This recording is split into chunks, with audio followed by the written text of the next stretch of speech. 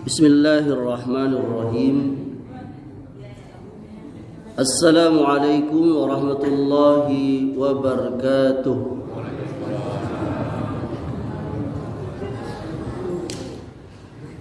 Alhamdulillah hamdan katsiran thayyiban mubarakan fi kama yuhibbu rabbuna wa yarda. Wassalatu wassalamu nabi rahmah wa ala alihi wa sahbihi wa man ittaba'ahum bi ihsanin ila yaumiddin wa ba'du. Ayahanda dan ibunda serta saudara dan saudariku, para pengurus dan jamaah Masjid Al-Musafirin Kebon Veteran yang saya cintai dan saya muliakan. Apa kabarnya ayahanda dan ibunda? Ibunda sudah bikin kue? Hah? Aduh, kenapa belum bikin kue ibunda? Menangislah ibunda itu. Ayahanda sudah turun THR? Hah? Sudah turun THR? Belum juga. Kalau belum menangis juga. Sama-sama kita menangis. Saya juga, istri saya belum bikin kue, saya pun belum dapat THR.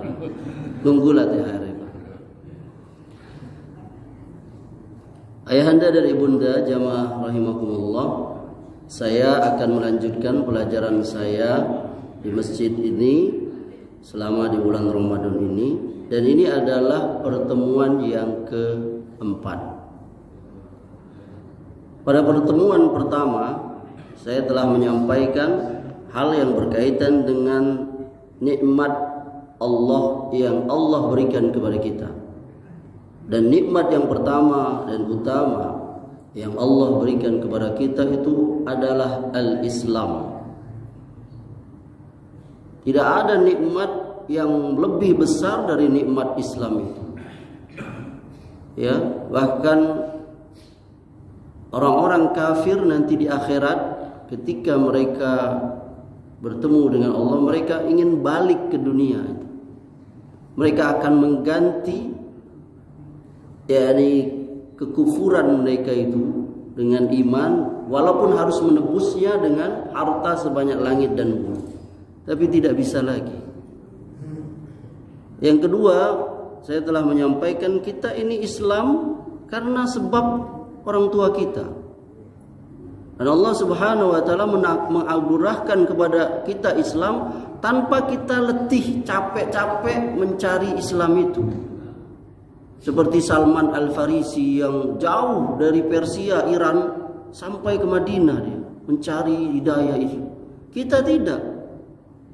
Gratis si Amri ini jadi Islam, jadi Muslim karena papa saya, mama saya itu, Papa Zainal dan Mama Dalima itu Islam. Jadi saya otomatis jadi orang Islam. Ketika umur 9 tahun sunat. Nggak ada lagi nikmat selain itu. Nggak capek-capek saya. Dan semoga kita wafat dalam keadaan Islam itu. Yang ketiga, pada pekan yang lalu saya sudah menyampaikan, yakni bahwa agama kita ini mudah. Mudah sekali agama kita. Tidak ada kesulitan. Melainkan bagi mereka yang tidak ikhlas dan tidak berilmu. Orang yang berat melaksanakan ajaran Islam, syariat Islam hanya dua. Yang pertama dia tidak ikhlas, yang kedua dia tidak berilmu. Kalau dia ikhlas, kalau dia berilmu, maka dia akan mudah melaksanakan ajaran Islam itu. Maka kita nggak usah mempersulit.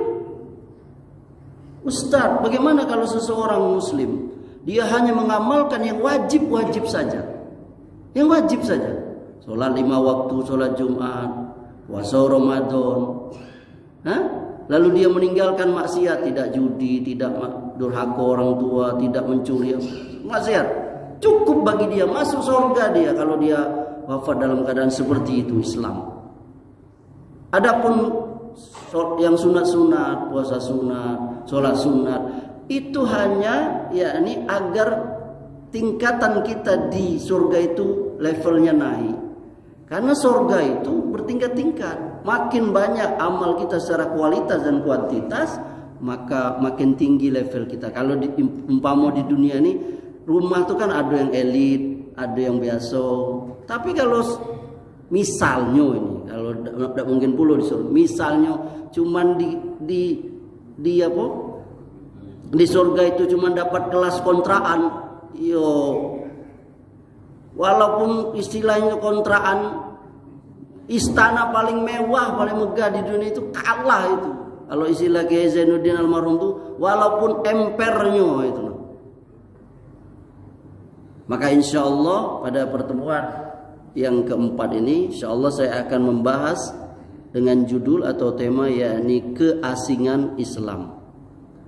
Ini tema ini saya ambil dari sebuah sabda Nabi SAW dalam sebuah hadis yang dikeluarkan oleh Al-Imam Muslim, satu ulama rawi hadis nomor 2 sesudah Al-Bukhari, Ismail Al-Bukhari.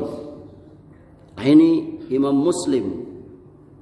Beliau ini imam besar, seorang ahli hadis, dan beliau punya kitab yang sahih setelah Al-Bukhari namanya Sahih Muslim. Beliau ada menyebutkan sebuah hadis di mana Nabi SAW pernah bersabda, "Bada'al Islamu ghariban wa sayaudu ghariban kama bada'a. Fatuba lil ghuraba." Kata Nabi, Islam itu datang dalam keadaan asing dan akan kembali menjadi asing. Maka beruntunglah orang-orang yang asing itu. Asing tahu ya, asing. Bahasa Indonesia artinya asing tahu ya. Gharib kalau bahasa Arabnya. Kata Nabi, Islam itu datang dalam keadaan asing.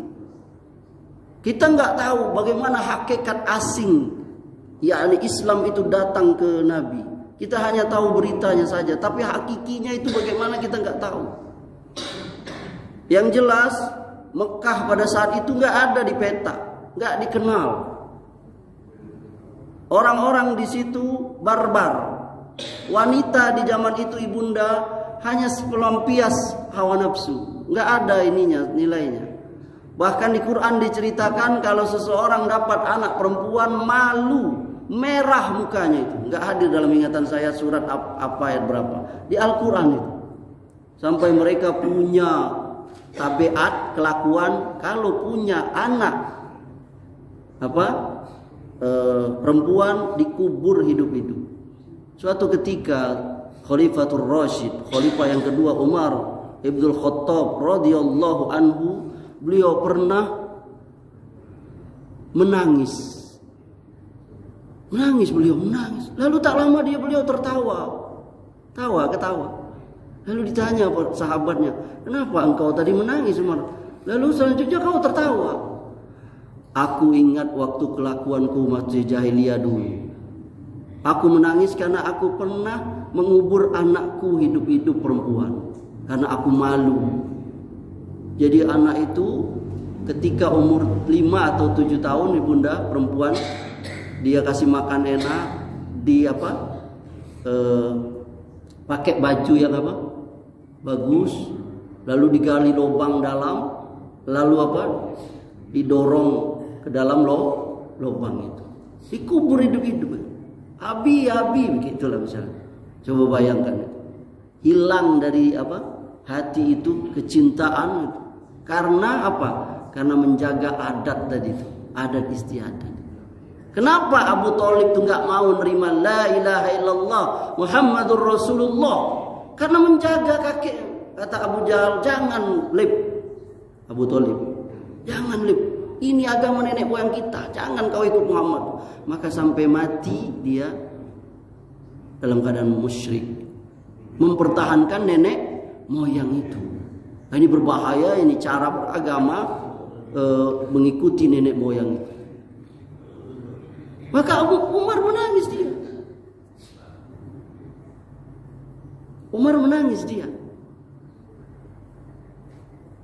Nangis, ingat anak ya Allah. Lalu kenapa engkau tertawa? Aku teringat dulu juga waktu jahiliyah nyembah berhala. Suatu ketika berhala itu buat dari tepung, bikin patung dari tepung, kue lah kalau gitu. Kue ulta itu. Kue ulta. Lalu habis aku sembah, lalu tidak lama perut aku lapar. Apa? Akhirnya aku makan lah itu. Tuhan aku itu. Hebatnya anak orang jahiliyah. Makan Tuhan. Jadi kita nggak tahu hakikinya, asingnya Islam ketika Nabi mengajak yakni kaum jahiliyah pada saat itu untuk menyembah Allah. Sementara di sekitar Ka'bah itu 300-an itu patung itu. Lata, Uzza, Manat, Hubal itu berhala orang jahiliyah itu. Bahkan mereka tawaf itu kan memang udah zaman Nabi Ibrahim dan orang jahiliyah juga melakukan itu. Tapi dalam keadaan telanjang. Mereka ada yang telanjang, laki perempuan. Dan banyak saling bermusuhan. Hizbiyah, sukuisme, antar suku, antar marga, mengerikan. Asing, aneh Nabi Muhammad itu. Ajaran apa ini?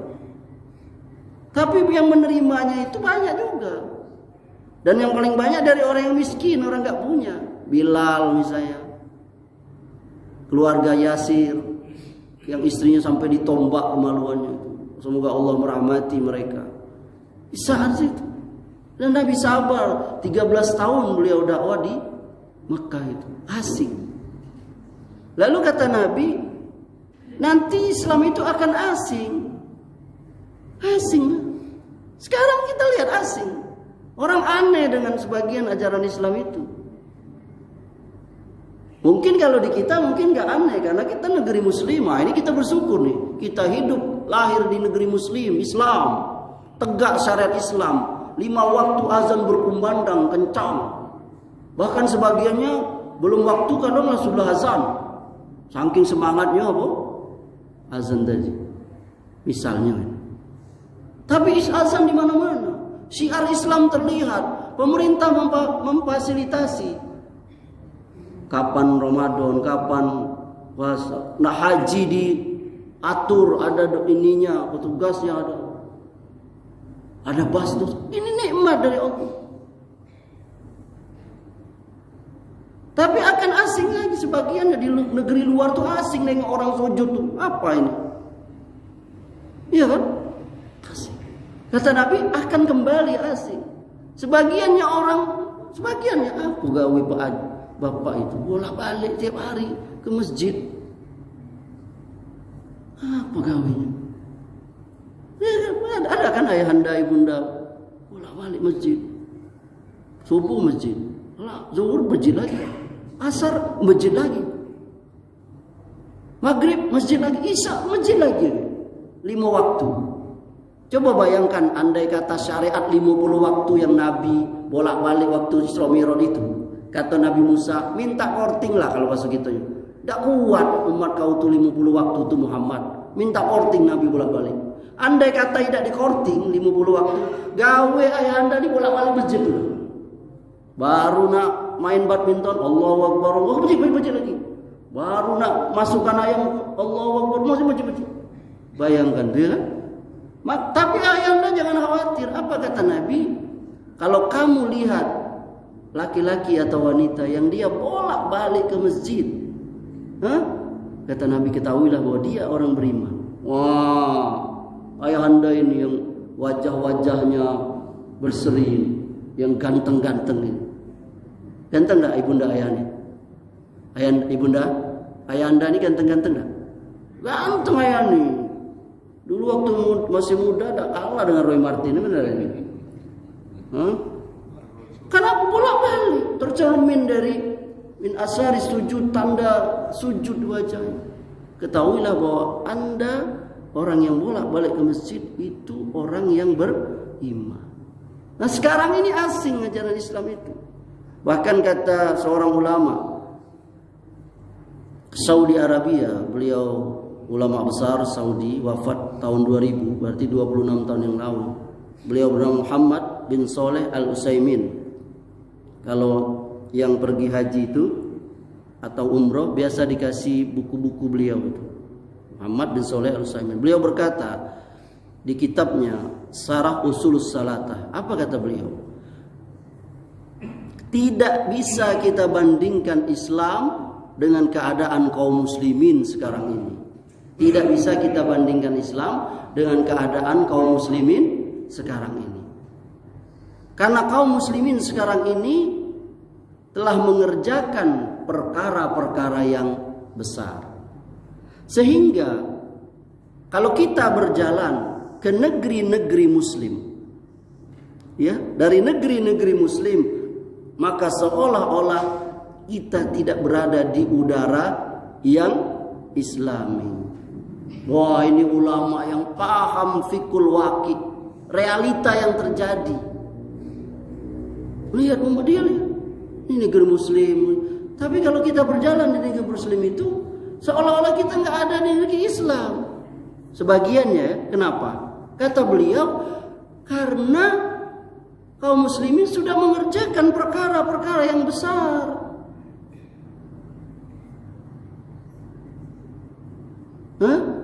Entah karena dia tidak tahu, nggak berilmu, tidak tersebarnya ilmu, atau karena dia sudah tahu tapi dia mengikuti hawa nafsu.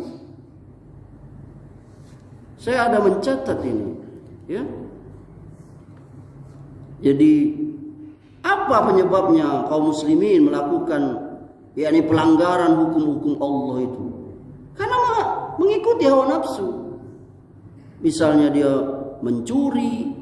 Ada tak di Indonesia nih daerah kita orang yang suka mencuri? Ada banyak, bahkan kotak masjid aja dicuri. Kalau tidak ada pencurian, tidak ada ayahanda pakai CCTV itu. Karena banyak yang diangkat itu apa namanya itu? Kaleng itu, ada besi. Itu. Zina, apalagi? Korupsi, ya, lihat. Padahal itu secara naluri fitrah aja tanpa sadar orang udah tahu itu. Itu sudah nazariyah, orang udah tahu ini bukan hak kita. Manusia namanya. Tahu dia, tapi dilakukan karena mengikuti hawa nafsu.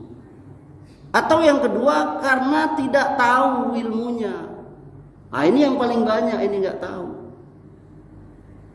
Dan saya tuh pernah mengalami itu dalam keseharian. Ada sebagian kaum muslimin nggak tahu. Dan ini kenyataan, saya bercerita tentang diri saya sendiri. Saya dari kecil sudah terbiasa itu, waktu nyantri, waktu santri itu terbiasa berupaya untuk mendakwahi kawan, teman. Kalau saya tahu ilmunya, dikit. Kan kata Nabi, balighu anni walau ayat, sampaikan dariku walaupun satu ayat. Suatu ketika waktu saya masih tinggal di Palembang tahun 1997, saya mau pulang ke Jambi. Itu nunggu di pul salah satu bis antara akap, antar kota, antar provinsi Palembang Jambi. Tidak hadir dalam ingatan saya apa judulnya itu, apa nama busnya. Saya duduk menunggu dipanggil, ada mungkin setengah jam atau 1 jam. Ada ngobrol-ngobrol sama bapak-bapak. Pakai pakaian kemeja digulung, perlente, kancing 3 buah terbuka. Lalu saya lihat di dalam baju dia tuh tergantung kalung emas besar berapa gram itu. Saya lihat, waduh, dalam hati saya, wah ini target dakwah. Lalu saya berhasil mengajak dia ngobrol, berkenalan, ngobrol ngalur ngidul sampai alhamdulillah masuk cerita itu. Saya bilang, masuk itu apa tahu nggak? Nggak tahu, pokoknya masuk ke situ. Dia nggak tersinggung, dia Bapak tahu nggak kalau laki-laki itu nggak boleh dalam agama kita pakai apa? Pakai emas itu. Saya bacakan waktu lafaznya itu. Yang kata Nabi itu, uhilla inasin ummati al-khariru waz-zahabu wal khurrama ala zukuriha dihalalkan bagi umatku, yakni para perempuan, sutra, pakai baju sutra, bahan sutra, dan emas. Dan diharamkan keduanya, sutra dan emas itu, bagi umatku yang laki-laki. Hadis dikeluarkan Imam Ahmad. Dan bapak itu kaget. Iya nak ya? Ada ya nak? Iya. Ada ya ayanda? Ada pak. Nggak boleh pak, ada hadisnya itu. Nabi kalau melarang itu sama seperti Allah melarang. Wa ma yantiqu 'anil hawa in huwa illa wahyu yuha. Nabi itu kalau berkata nggak nurut hawa nafsu. Dia berkata apalagi syariat, apalagi aturan, apalagi larangan, pasti Allah yang mengilham, mewahyukannya. Iya, dia terima kasih sekali bapak itu. Coba lihat tuh ayahanda ibunda. Jadi karena ketidaktahuan, yakni tidak tersebarnya ilmu itu, dan sebagian kita ini, barangkali kami ini, yakni pelit berbagi ilmu. Gak boleh, kita kaum muslim itu harus mudah membagi ilmu. Bukankah Allah mengatakan ud'u ila sabili rabbika bil hikmah wal mau'izatil hasanah wajadilhum billati ahsan. Serulah manusia itu kepada jalan Allah, kepada ilmu syariat, dengan hikmah, dengan pelajaran yang baik, dengan debat barangkali kalau dibutuhkan. Kata Nabi tadi, balighu anni walau ayat, sampaikan dariku walaupun satu ayat. Ayat mengatakan watawasau bil haqqi watawasau bis sabr. Salah satu sebab tidak tersebarnya ilmu itu karena diamnya kita, yakni membiarkan itu. Ada yang namanya kemungkaran itu, yakni tidak ada, yakni amar ma'ruf nahi munkar. Kita biarkan saja. Saya pribadi itu semua kebesaran karena Allah. Berusaha niat, kadang juga berat. Kadang dakwah itu kan melihat situasi, kapan, di mana, momennya. Karena hati manusia itu berubah-ubah. Orang kalau diceramai terus tidak bisa. Orang langsung diceramai, apalagi muda, sayur orang itu tidak bisa. Tapi kita berusaha. Saya pernah duduk dengan istri saya di pantai. Lalu saya lihat anak muda, perempuan, laki-laki, peluk-pelukan apa. Dan saya lihat ini kayaknya bukan suami istri. Saya langsung tegur dia, kalian ini suami istri bukan, nak? Tidak mau jawab, berarti bukan suami istri. Kenapa kalian ini peluk-pelukan? Gak boleh ini. Orang laki bini aja yang halal itu tidak boleh di depan orang banyak. Boleh tidak ibunda? Malu, kita tuh punya ada rasa malu. Walaupun suami istri, malu kita.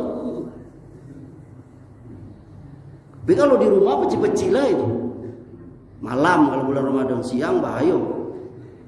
Ini dia, karena ini kalau kita biarkan nih bahaya, musibah Allah akan datang. Karena kita nggak tahu. Tapi kalau kita tahu, apalagi berilmu, walaupun sedikit kita paham. Kalau begitu, nak kata bapak tadi, apa mutlak tidak boleh nian pakai sutra, pakai emas itu bagi laki-laki. Boleh kalau ada sebab yang apa? Yang darurat, tidak ada lagi pilihan. Apa misalnya karena sakit. Ada sahabat itu dia punya penyakit gatal. Tahu penyakit gatal ya Anda? Apalah namanya, pokoknya gatal lah. Lengket kalau itu. Bukan gatal kanji bunda, bukan.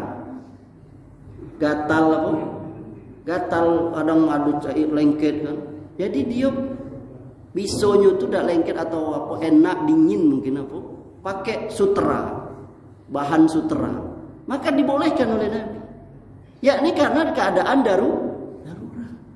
Lalu ada lagi sahabat pakai emas, boleh. Kenapa?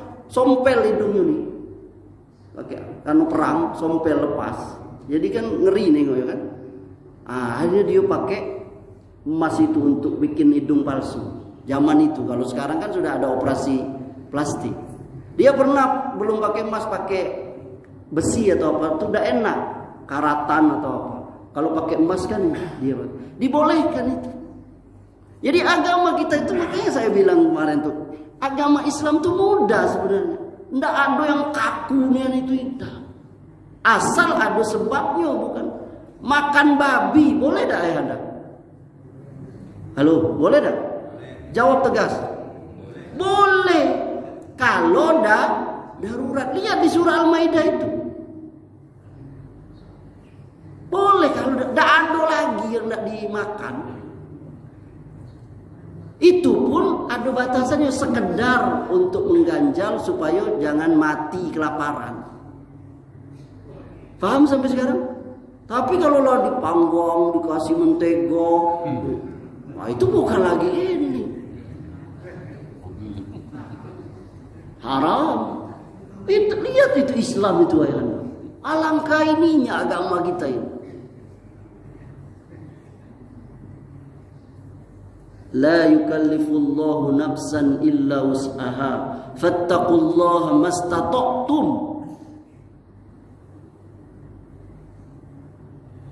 Beramal itu Allah tidak memberikan kita yang tidak kita sanggup. Kita tidak disuruh gitu semuanya berzakat, tidak. Tidak. Bagi yang mampu berzakat tuh, yang udah haul nisab. Bahkan sebagian kita malah wajib dapat zakat.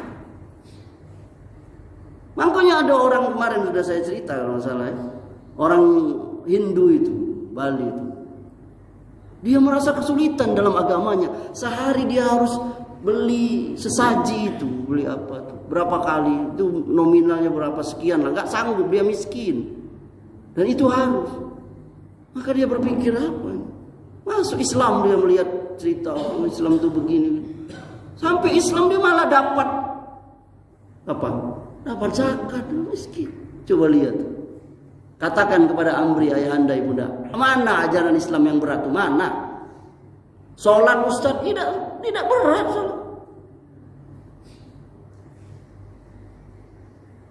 Sholat boleh kita lakukan berdiri. Kalau nggak sanggup, duduk. Kalau nggak sanggup juga miring ada kiblat. Tidak sanggup juga miring, celentang. Tidak sanggup bergerak lagi jari aja Ustaz, mata aja boleh. Selama akalnya masih waras. Lihat itu.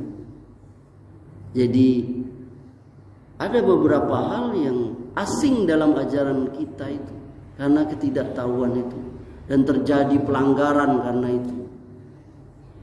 Saya memberi contoh. Kalau kasih contoh itu banyak nih.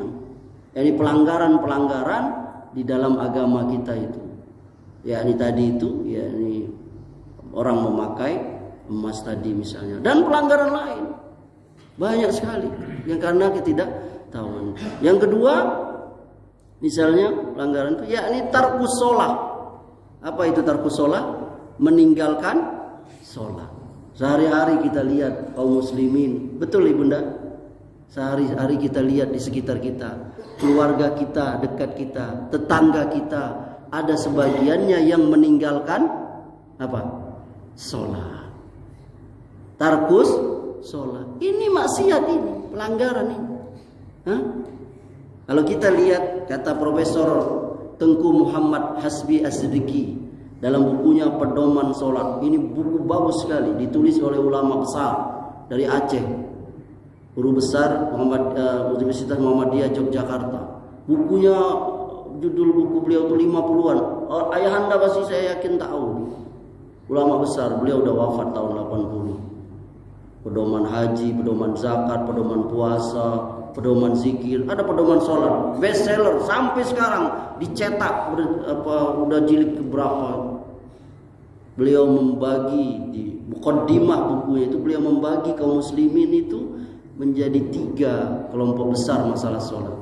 Yang pertama kata beliau, yakni yang tidak sholat sama sekali. Pernah ayah anda lihat ada kaum muslimin yang tidak pernah kita lihat di sholat? Boleh jadi namanya Muhammad, Ismail, tapi tidak pernah kita lihat sholat. Apalagi keluarga dekat kita, ya kan? Tidak pernah lihat. Subhanallah. Kenapa ini yang terjadi? Padahal kata Nabi, bainal kufri wal iman tarkus sholat. pembela iman dan kafir itu meninggalkan sholat. Bahkan Allah mengatakan nanti di hari kiamat, di yaumil akhir, orang-orang penghuni surga itu bisa masuk berjalan ke neraka, lalu dia bertanya, "Ma salakakum fi saqar?" Kenapa kamu bisa masuk neraka nih? Penghuni neraka menjawab, "Qalu lam naku minal musallin." Dulu kami waktu di dunia tidak termasuk orang yang sholat. Jadi kalau Ustaz, kalau orang tidak sholat masuk neraka, iyo, nasnya Quran itu ayat tadi. Saya singkat lagi. Yang kedua, yang kadang-kadang sholat, kadang-kadang tidak. Lagi senang, banyak duit, bulan muda, sholat. Kalau lagi bulan tua, buntu, tidak sholat. Atau sebaliknya, kalau lagi senang, lagi banyak duit, tidak sholat. Lagi buntu, sakit, doloka, baru sholat.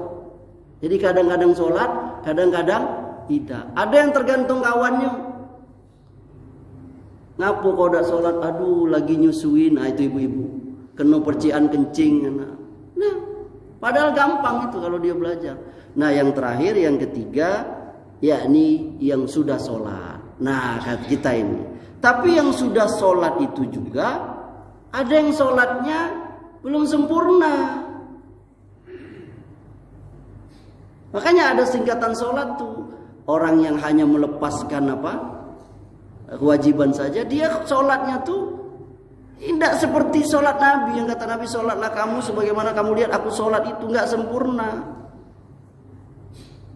belum sempurna. Maka kita lihat kalau kita ketik di YouTube itu sholat tarawih tercepat di dunia, itu di Indonesia. Masuk 23 menit, 23 rakaat 9 menit.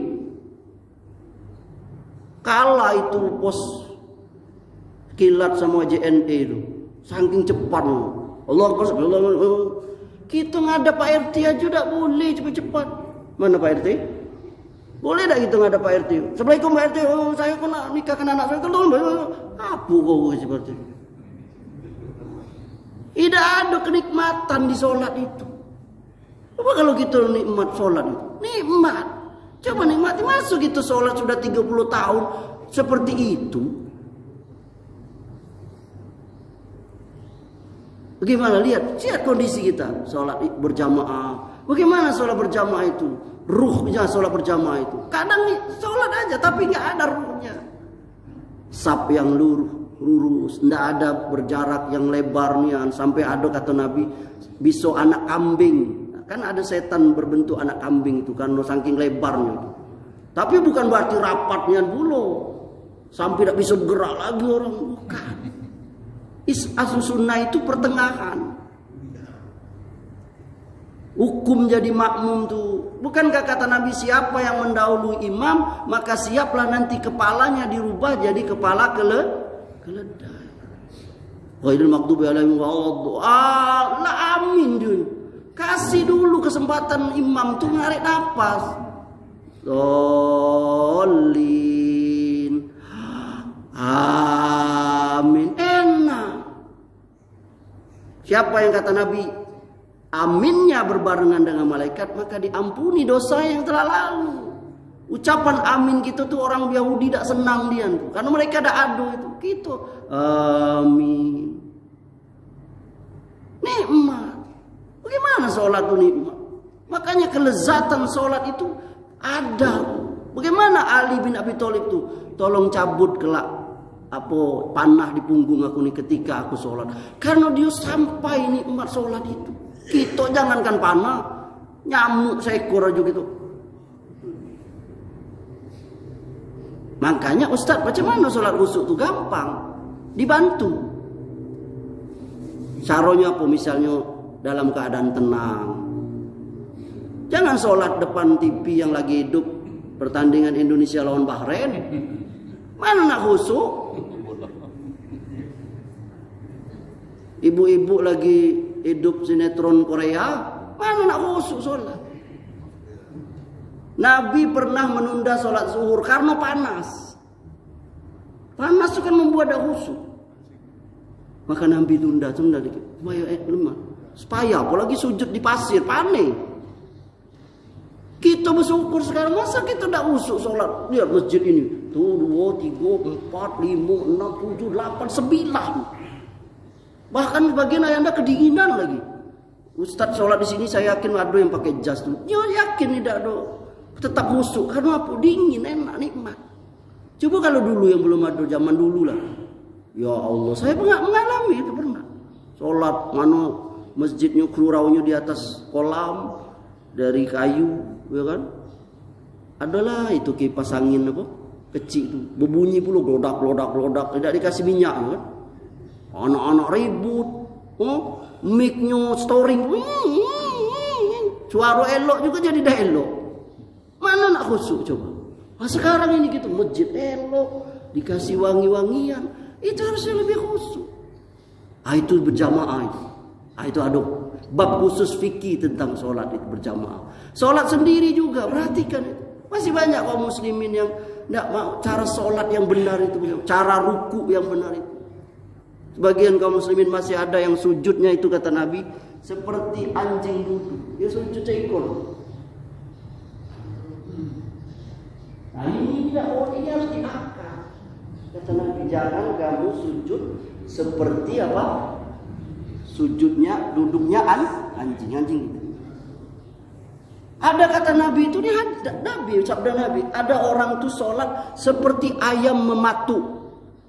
Ayam mematu. Pernah yang Anda lihat ayam mematu? Ada ayam mematu to replay. Santai dulu. Santai lagi. Ada. Tidaknya ayam tuh datang kantinya lebih cepat dia udah dapat. Ada orang yang sholat itu kata Nabi seperti ayam cepat nih kan. Lalu selesai kau sholat itu sudah innalillahi wa inna ilaihi raji'un. Ada lagi kata Nabi orang yang sholat itu seperti serigala memantau mangsa. Cemana serigala memantau mangsa? Kalau ada gerakan di situ dia sholat. Kalau waduh, kola ambo tadi dimakan tak yang belum habis tadi buku tadi. Sholatnya tidak khusyuk. Matonya ke. Nah ini kalau kita bahas bab kesalahan sholat itu banyak sekali itu. Agar kita tidak, makanya kata Nabi itu ada orang itu yang dapat sholatnya itu ada yang setengahnya 3/4. Ada yang dapat setengah dari sholatnya, ada yang hanya dapat 1/4, ada yang tidak dapat sama sekali dari sholatnya, sama seperti puasa. Kata Nabi pun ada orang kam min shaimin laisa lahu min siyamin illal ju' wal atus. Ada orang yang puasa itu tidak dapat apa-apa kecuali lapar dan haus. Kenapa? Karena tidak jago mata, telinga, mulut. Nah, ada orang yang sholat tidak dapat apa-apa dari sholatnya itu. Ya, ini karena sholatnya itu tidak, misalnya tumak nina. Apa tumak nina itu? Yakni memberikan hak setiap rukun. Ada haknya itu, ruku itu ada haknya ruku itu. Bagaimana ruku itu? Haknya sempurna. Ada yang jalan juga. Kalau tidak saya praktikin. Ya, kata Nabi itu datang. Kalau di hadis andai disiram air itu menggenang. Ini yang normal. Kalau anda yang lagi bola bungku dalam kapsul patah. Yang normal. Jangan buat. Jadi memberikan hak, yakni setiap ruku dan sujud. Jadi nikmat surga. Allahu Akbar dihayati. Belum lagi bacaan-bacaan. Makanya kita anjurkan kita makin menyempurnakan bacaan sholat itu. Karena ada beberapa kesalahan misalnya dalam pembacaan Quran yang fatal itu. Misalnya kata para ulama ahli tajwid itu membaca iyyaka na'budu wa iyyaka nasta'in itu fatal, salah maknanya jadinya. Itu kepada Allah jadi kepada matahari karena ya-nya tidak tasdid. Dia harus tasdid angka 3 terbalik itu. Ya-nya double. Iyyaka na'budu wa iyyaka nasta'in. Kalau dibaca iyyaka na'budu wa iyyaka nasta'in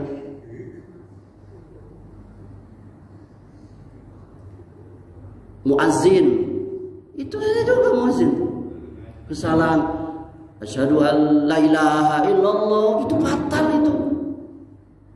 Kalau dibaca asyhadu an la ilaha illallah pertama itu singkat, itu jadi benar-benar ada Tuhan selain Allah. Harus dibaca asyhadu an la dua ketukan ilaha illallah. Jangan dibaca asyhadu an la ilaha illallah.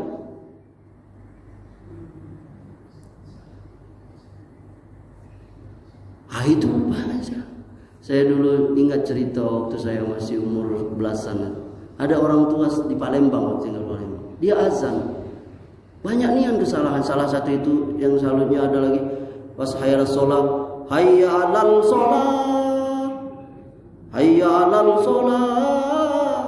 Macam mana lah ngasih tahu gaib bos saya bilang. Saya aduh macam mana cara ngasih tahu. Saya mungkin depan orang banyak beliau malu kan, itu adab menasihati orang kan. Pas berdua beliau itu, dialah tuh mulia. Saya masih umur belasan. Saya kasih maaf, kalau bahasa Palembang maaf ayah mau ngasih tahu apa katanya. Tadi azan ayah itu salah, sebenarnya lama saya nak kasih tahu. Hayya Allah sholat itu bukan hayya alal sholat, hayya alas sholat. Masuk lamnya itu ke sholat. Apa jawaban Bapak? Semoga Allah merahmati beliau. Kata beliau, taulah ambo dari kamu. Ambo kalau lebih tua dari kamu. Langsung ambil waktu itu. Kecut. Tapi ya sudah, itu namanya retorika dakwah ya. Mungkin salah saya. Tapi itu kenyataan gitu. Bahwa sebagian kita, apalagi sholat, ada yang begini, ada yang begitu. Tentu perlu kita bab khusus pembahasan ini, yakni masuk bab fikih, dan saya pikir ini saya hanya mengulang-ulang saja. Tentu para ustaz sudah banyak yang menyampaikannya. Oh ya, apa-apa, silakan. Assalamualaikum Pak. Waalaikumsalam. Ini sholat berjamaah. Baik. Yang beradab. Iya. Kebanyakan begitu salam,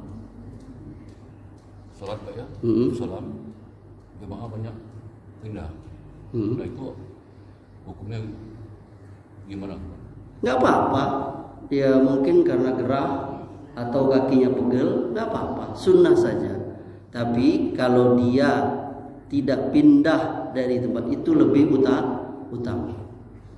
Lihat alasannya kenapa dia pindah itu. Mungkin karena sempit, karena badannya gedang.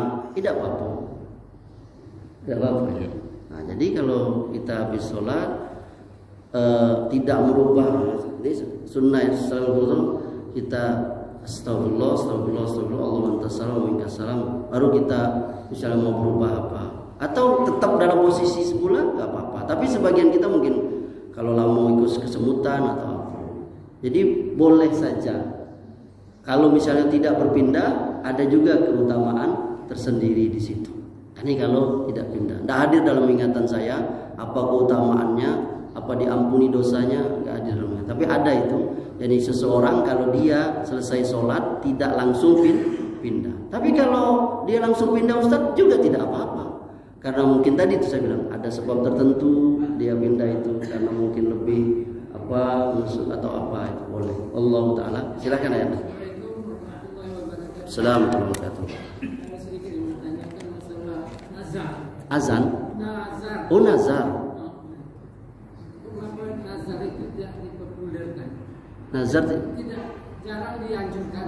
Oh iya, nazar itu sudah ya? Sudah. Apa kita masih kecil-kecil dulu dianjurkan oleh orang tua kita. Iya. Kalau mau ujian mau lulus ya bernazar lah. Iya. Nah ini. Nah itu pertanyaan yang bagus sekali ini. Iya betul. Orang tua dulu kita sering nazar kan. Tapi setelah kita belajar, ternyata nazar itu kata Nabi itu sebaiknya dijauhi, dihindari. Kenapa kata Nabi? Itu amalan ibadah orang yang pelit. Kenapa? Dia minta syarat dulu. Paham? Kalau aku begini, aku baru begitu. Kalau aku begitu, dikasih itu, baru aku kerjakan ini. Paham? Nah makanya kata Nabi, orang yang bernazar itu ibadahnya orang pelit. Dia minta dulu baru. Padahal kalau kita dalam kenyataan di dunia saja ya Anda, Ya ini yang normal ya. Biasanya kita begawe dulu, baru begaji. Tidak ada kita gaji dulu. Marah, kamu malah begawe, aku nggak gaji. Gaji begawe dulu. Kayak gitu supaya kita paham. Saya mungkin permisalannya nggak pas ini untuk Allah ya. Itu gitu ya. Jadi nazar itu kata Rasulullah itu ya ini ibadah orang yang pelit, dia minta. Tapi kata para ulama dalam bab nazar itu kalau sudah terucap, itu wajib diamalkan kalau dia mampu. Lah terucap ibunda demi Allah disaksikan lo kalau anak aku diterima P3K itu aku akan menyembelih sapi. Itu kawan saya Ustaz Ilkamrah, dia mau ikut. Dia waktu itu nazar anaknya kalau diterima PNS, akhirnya diterima.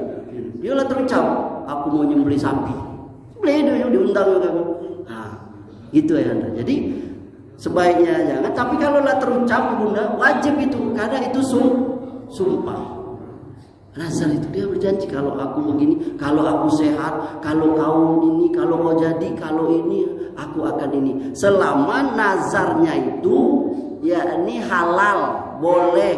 Kalau nazarnya itu makruh, apalagi haram ya jangan digagal kan. Aku kalau cucu aku yang ke5 aku lanang, aku nak jalan pakai kolor aja dari masjid Sapirin ke masjid raya, jangan dikerjoi. Apa gawe gitu. Itu maksiat, masuk jadi Superman aja. Tapi kalau misalnya aku nak ngasih makan anak yatim, aduh memang Ustaz orang nazar saya itu yang aduh tetangga saya begitu, dulu saya ketawa ngapu guntul, lama tidak pernah potong rambut, ngapu kandung gundul. Kemarin itu nazar kalau dapet anak lanang botak pala, normal aja. Kalau Arsenal juara Liga Inggris, saya apa? jadi kalau memang nazarnya itu halal, dibolehkan syariat. Tapi kalau ini jangan. Itu. Apa Kanda? Ada yang tanya? Ada. Tema yang kedua, Islam itu mudah, ikhlas dan berilmu. Ya. Bagaimana tanggapan Ustaz? Kita kan melakukan amal ibadah tentu belajar dari guru-guru kita. Ada sebagian ustaz itu yang selalu membid'ahkan amalan-amalan orang lain sampai menghakimi, menjustifikasi bahwasanya pelakunya itu masuk ke neraka, seolah dia itu yang menguasai neraka gitu. Bagaimana tanggapan Ustaz? Saya belum menjumpai orang seperti itu. Terus terang, yang dia secara takyin itu artinya langsung tunjuk hidung.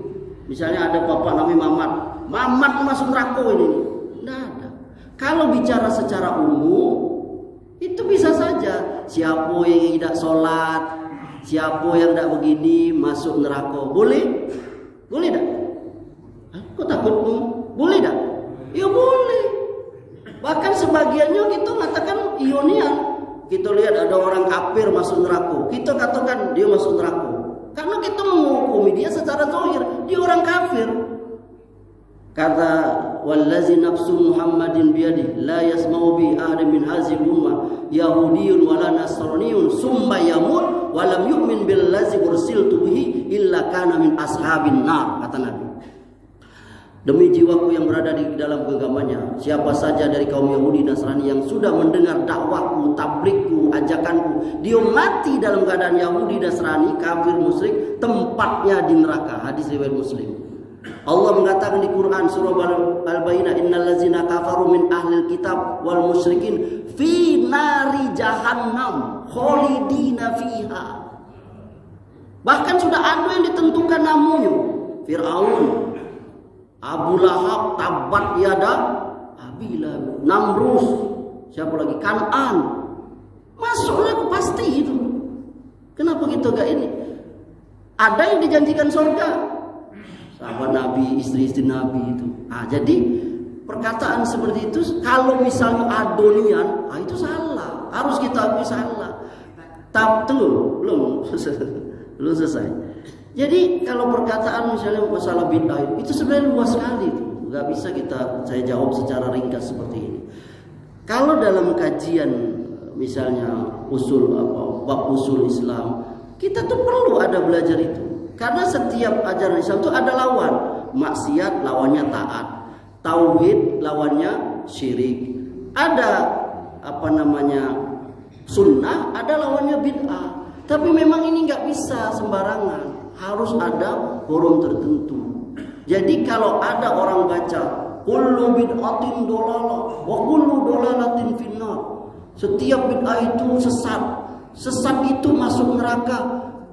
Ini hanya perbuatan, bukan orangnya. Saya ulangi, perbuatan dan orang itu beda. Kalau dalam bahasa Arab itu fi'il dengan fa'il beda. Bahasa kita ada juga fi'il. Fi'il itu kelakuan, itu berasal dari bahasa Arab tuh. Fi'il itu perbuatan, fa'il orangnya. Beda antara perbuatan dengan orangnya. Perbuatannya salah, orangnya belum tentu. Dilihat dulu, orangnya tahu atau tidak. Paham enggak? Orang itu salah, tidak bisa kita langsung mengatakan. Misalnya ini ada orang baru masuk Islam, dipecinya sholat sunnah sesudah asar. Ada sholat sunnah sesudah asar? Sholat ba'diyah asar ada? Ba'diyah subuh ada? Dia baru masuk Islam atau baru tobat lah, dia tidak tahu. Kau sholat apa? Apa langsung gitu tuduh? Finnar ini, bid'ah ini, masuk neraka tidak. Paham kan? Lihat dulu orang ini kapur, sama seperti yang saya bilang tadi. Yakni belum tersebarnya ilmu itu. Bapak tadi itu pakai galon 3 gram itu. Dia udah tahu setelah saya ngobrol. Makanya kita sekarang ini bersyukur ilmu itu tersebar lewat YouTube, ini saya yakin 20 tahun yang lalu, saya waktu masih kecil, tidak ada pertanyaan seperti ini, Kando. Ini kenapa Kando bertanya? Karena ilmu sudah tersebar. Maka Kando ini kadang bingung. Ini mazhab ini bilang begini, ini kelompok ini seperti ini. Karena memang nanti ada khusus, itu namanya fikih ikhtilaf. Bagaimana kita menyikapi perbedaan itu. Ustadz ini, ya ada yang disepakati, ada yang tidak. Inilah ikhtilaf itu. Contohnya Ustadz, ya banyak. Puasa yang ada yang duluan, ada yang tidak. Lebaran ada yang duluan, ada yang tidak. Tapi bedanya cuma sehari 2 hari, bukan beda seminggu, 2 bulan, itu beda lagi itu. Itu ada pembahasan. Jadi gitu ya kan? Ini sebenarnya tidak ngetes tidak. Pembahasan itu luas sekali gitu. Jadi ada yang pokok, yang kita tidak boleh yang berbeda, itu namanya usul. Kalau ada yang ngecek ada Nabi sesudah Nabi Muhammad, itu selesai. Tapi kalau hanya beda, ikut ngecek ada kunut subuh tuh, yang ikut tidak, itu furu'iyah. Pembahasannya panjang. Insyaallah kapan-kapan kita lanjut. Bagaimana kita menyikapi kalau kita bermakmum dengan ilmu yang bacanya salah? Misalnya kita udah ingat dia baca Al-Fatihahnya salah. Itu harusnya ayat lalu dibacanya alif. Nah, terus udah dibilangin kita ulang-ulang tetap udah kayak gitu. Mana. Tapi dia masih jadi imam. Ya kita bisa jadi kamu kan terpaksa berkurang. Bagaimana sih? Pertanyaan yang bagus sekali nih. Tadi sesuai dengan tema. Bagaimana kalau mengikuti imam itu kalau dia salah? Nah, pertama kita ngecek dia salah tuh kita ada ilmunya ada. Kita dulu harus berilmu itu. Kalau kita tidak punya ilmu, kita tanya Ustadz, misalnya Ustadz yang jago tajwid, itu salah atau benar bacanya? Jangan kita tidak ada ilmu salah itu. Dari mana anda ini mengatakan ini salah? Kita harus yakin dulu salah itu. Sepakat? Satu. Yang kedua, kesalahan itu kalau di dalam ilmu baca Quran itu ada yang kesalahannya fatalnya. Tadi seperti saya bilang tadi, merubah makna fatal. Ada yang kesalahannya itu karena kesalahan lisannya yang nggak bisa menyebut dengan fasih. Ya ini kalau sebutan tuh makhorijul sin gedangnya tidak do jelasnya, atau ainnya tuh tidak do cengklok situ, tidak bisa tuh. Bahkan nyebut, jangankan Allah aja, kalau orang Sunda ada orang Sunda tuh susah menyebut Allah ya kan? Ya Allah, ya kan, benar kan? Dia Allah tuh kayak kita orang Sumatera tuh Berdekhor itu tidak bisa dia kayak agak ya Allah gitu. Itu tidak baca nyalanya karena lidah itu ada yang R-nya tebal, ada S-nya. Jadi kalau kesalahannya jali cetonian kalau bahasa Palembang. Kalau bahasa Bengkulu apa? Hah? Jelenian. Kalau bahasa Palembang cetonian, lah pastinya salah itu fatal. Nah, itu sebaiknya kita nasihati. Nah, tapi kalau kesalahannya hanya kurang apa, insya Allah itu dimaklumi. Tapi kesalahannya dibaca ba, itu beda lagi. Ada bab khusus itu. Tapi dia tidak mau turun. Tidak mau turun jadi apa namanya? Jadi imam itu. Ya sudah kita reformasi. Itulah adanya pengurus masjid. Apa guna pengurus masjid, ya kan? Itu yang dihilangkan tadi. Tak boleh kita kemungkaran itu kita biarkan karena orang yang kita anggap itu apa namanya lebih ini dari kita. Kita tak sanggup panggil Pak Haji lain. Nya kan seorang panggil Pak Haji 2 orang. Itu Pak Haji 2 orang lawan seorang, masa tak berani? Misalnya itu. Saya pun ngece aja dalam kenyataannya juga gitu kan. Jadi intinya ya kalau dia juga tak mau turun, fatalnya Ustaz bacaannya salah lah pastinya itulah kami tanya Ustaz kalau kami banding ya boleh gitu sholat di tempat lain munfarid atau apa karena kesalahannya udah fatal. Misalnya cepatnya gerakan salat tak pecah lagi gitu ngikut. Borong-borong baca sekali aja tak bisa. Makanya kalau jadi imam tuh lihat kalau kita baca tasbih itu 3 kali, itu insya Allah makmum bisa baca minimal sekali. Tapi kalau kita imam cuma baca sekali, makmum tidak dapat apa-apa. Makanya